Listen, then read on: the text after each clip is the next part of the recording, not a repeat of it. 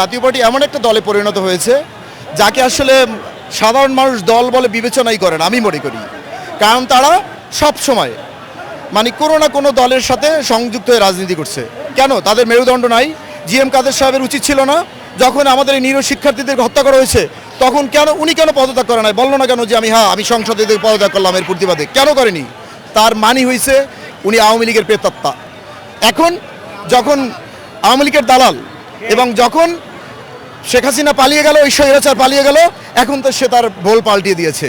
আমরা এটা বিশ্বাস করি না।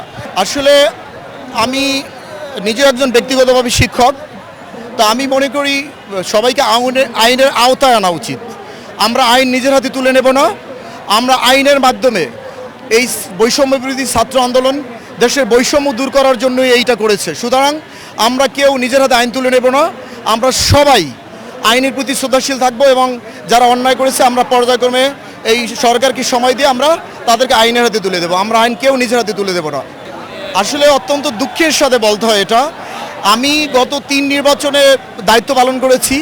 আমি যে বুথে ছিলাম সেখানে প্রায় 1798টা ভোট ছিল। সকাল 9টা থেকে বিকেল 5টা পর্যন্ত মাত্র 48টা ভোট কাস্ট হয়েছিল। আমরা এটা সচক্ষে দেখেছি, অনেক মানুষকে আমরা দেখেছি সেখানে এসে কান্নাকাটি করে দিয়েছে। তারা বলেছে যে তাদেরকে রেশন কার্ড, তাদেরকে আইডি কার্ড সরকার নিয়ে নিয়েছে। তারা যদি ভোট দিতে না আসে তাহলে তাদেরকে এই কার্ড ফেরত দেওয়া হবে না। তো সুতরাং বাংলাদেশ সহ সারা বিশ্বের মানুষ জানে কীভাবে এই স্বৈরাচারী শেখ হাসিনা ভোটের অ্যারেঞ্জমেন্ট করেছিল। আসলে আমাদের সবার হাত এমনভাবে বাঁধা ছিল যে কেউ কিছুই বলতে পারিনি এবং আমরা এটা নীরবে আমাদের সহ্য করতে হয়েছে। কিন্তু একজন শিক্ষক হিসাবে এটা কিছুতেই মেনে নিতে আমরা পারিনি এবং পারার কথাও না। কিন্তু অত্যন্ত দুঃখের বিষয় বলতে হয় যে আমাদেরকে সবার সাথে এবং সবাই যেভাবে সহ্য করেছে আমাদেরকে সেভাবে সহ্য করতে হয়েছে। কিন্তু আসলে এটা সহ্য করার মতো না। আপনারা সবাই জানেন যে দিনের ভোট রাতে হয়েছে এবং আমি তো একটু আগে বললাম যে 1798টা ভোটের ভিতরে মাত্র 48টা ভোট কাস্ট হয়েছিল আমার সেন্টারে এবং সেখানে দেখেছি পরবর্তী সময়ে ভোট গণনার সময় আমি দেখেছি প্রায় 450 ভোট কাস্টিং দেখানো হয়েছে। তো বাংলাদেশের যে ভোটের কি অবস্থা এটা আমি সহ আপনারা সবাই জানেন। আমি বলবো, এক কথায় বলবো, শুধু পদত্যাগ কোনো সমস্যার সমাধান হতে পারে না। পদত্যাগ করেছেন, এখন ওনাদেরকে আইনের আওতায় আনতে হবে, প্রত্যেকটা জায়গায় বিচার করতে হবে। বাংলাদেশের নির্বাচন কমিশন, আমি মনে করি এটা কোনো নির্বাচন কমিশনই ছিল না। উনি যদি দায়িত্ব পালন করতে না পারে তাহলে আমার কাজ কি? আমি যখন দায়িত্ব পালন করতে পারবো না আমি পদত্যাগ করব। আমি কেন ওই স্বৈরাচারীর অংশ হব? আমাকে যখন বলা হবে যে আমি আমার স্বাধীনভাবে কাজ করতে পারতেছি না, তখন বাধ্য হয়ে আর কিছু না পারি আমি তো নিজেকে পদত্যাগ করতে দেখাইতে পারতাম যে না, আমার পক্ষে সম্ভব না, আমি বাংলাদেশের মানুষের পক্ষে আছি। সুতরাং এই নির্বাচন কমিশনকে অতি সত্বর আইনের আওতায় এনে প্রত্যেকটা, শুধু এই বর্তমান নির্বাচন কমিশন না, এর আগেও যে নির্বাচন কমিশনগুলো ছিল তাদের প্রত্যেকে বিচারের আওতায় আনতে হবে বলে আমরা মনে করি এবং বিশ্বাস করি বর্তমান সরকার সেটা ধীরে ধীরে করবে ইনশাআল্লাহ। ছাত্র সমাজের একটা ভয় থাকতেই পারে, যেমন আমিও দেশের নাগরিক হিসেবে আমার একটা ভয় আছে যে আমরা যে আওয়ামী লীগের দুঃশাসন দেখেছি, এর আগে আমরা বিএনপির শাসনে দেখেছি। আমরা আশা করি ইনশাআল্লাহ যদি বর্তমানে বাংলাদেশের আওয়ামী লীগ চলে যাওয়ার পরে এখন বিএনপি হয়েছে বাংলাদেশের বৃহত্তম দল, তারা নিশ্চয়ই এই অতীতের ইতিহাস থেকে শিক্ষা নিয়ে যদি শিক্ষিত না হয়, তারা যদি দেশের জনগণের সাথে আবার কোনো প্রকার কোনো ঝামেলা তৈরি করে এবং ওই ফ্যাসিস্ট সরকারের মতো আবার আচরণ করে, তাহলে আপনারা দেখবেন যে এই ছাত্র সমাজ একবার যে জেগে উঠেছে আর তারা কখনো ঘুমাবে না, তারা জেগেই থাকবে। এবং আমার ব্যক্তিগতভাবে আমি বিশ্বাস করি যে বাংলাদেশে নূতন করে কোনো আর স্বৈরাচারের উৎপত্তি হতে পারবে না। কারণ যারা বর্তমানে বাংলাদেশে আছে, যারা রাজনীতি করতেছে, নট অনলি বিএনপি, যে কোনো দল, তারা নিশ্চয়ই আওয়ামী লীগের কাছ থেকে শিক্ষা নিয়েছে, ওই স্বৈরাচারী শেখ হাসিনার কাছ থেকে শিক্ষা নিয়ে নিশ্চয়ই তারা সামনে আগাবে এবং বাংলাদেশে দ্বিতীয়বার কোনো স্বৈরাচারের উৎপত্তি হবে না বলে আমরা দৃঢ় বিশ্বাস করি। আর যদি হয় তাহলে নিশ্চয়ই বাংলার ছাত্র সমাজ সেটা মেনে নেবে না, কারণ তারা আন্দোলনই করেছিল বৈষম্য বিরোধী আন্দোলন। সুতরাং একটা বৈষম্য দূর করতে গিয়ে নূতন করে আর কেউ বৈষম্য চায় না।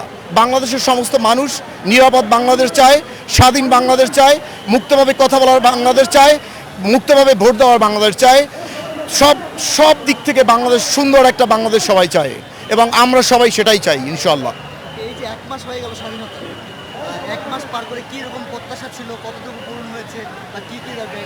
আসলে আমি যেটা মনে করি যে আওয়ামী লীগ সরকার গত 17 বছরে যে পরিমাণ দুর্নীতি, যে পরিমাণ রন্ধ্রে রন্ধ্রে যে পরিমাণ দুর্নীতি করে রেখে গেছে, যেভাবে প্রশাসন সাজিয়ে রেখেছে, এই এক মাসে সেটা দূর করা সম্ভব না। সুতরাং আওয়ামী লীগের প্রেতাত্মারা সব দিকে ছড়িয়ে ছিটিয়ে আছে।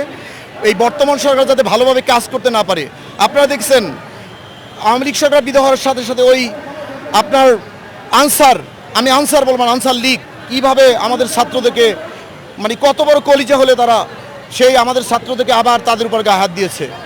আবার আপনারা দেখতে পেরেছেন যে বিভিন্ন ছলে বলে কৌশলে ওই ডাক্তারেরা, ওই শ্রমিকদের হয়তো ন্যায্য অধিকার থাকতে পারে, কিন্তু তারা নিশ্চয়ই সরকারকে সময় দিতে হবে। তারা সরকারকে সময় না দিয়ে সব দিক থেকে একটা বিশৃঙ্খলা তৈরি করতেছে। এর মূল হয়েছে ষড়যন্ত্র। আসলে আমাদেরকে সবাইকে ধৈর্য ধরে এই ষড়যন্ত্র মোকাবেলা করতে হবে। আর এই ডক্টর ইউনূস উনি যদি সফল হতে না পারে, বর্তমান সরকার যদি সফল হতে না পারে, তাহলে বাংলাদেশ বিফল হবে। সুতরাং সেটা আমরা হতে দিতে পারি না। আমরা ঐক্যবদ্ধ হয়ে এই ষড়যন্ত্র রুখে দেবো ইনশাআল্লাহ। আসলে আমরা গত কিছুদিন ধরে যেটা দেখেছি, গত কয়েক বছর ধরে জাতীয় পার্টি এমন এক এরশাদ সাহেব মারা যাওয়ার পরে জাতীয় পার্টি এমন একটা দলে পরিণত হয়েছে যাকে আসলে সাধারণ মানুষ দল বলে বিবেচনাই করে না, আমি মনে করি। কারণ তারা সব সময় মানে কোনো না কোনো দলের সাথে সংযুক্ত হয়ে রাজনীতি করছে। কেন তাদের মেরুদণ্ড নাই?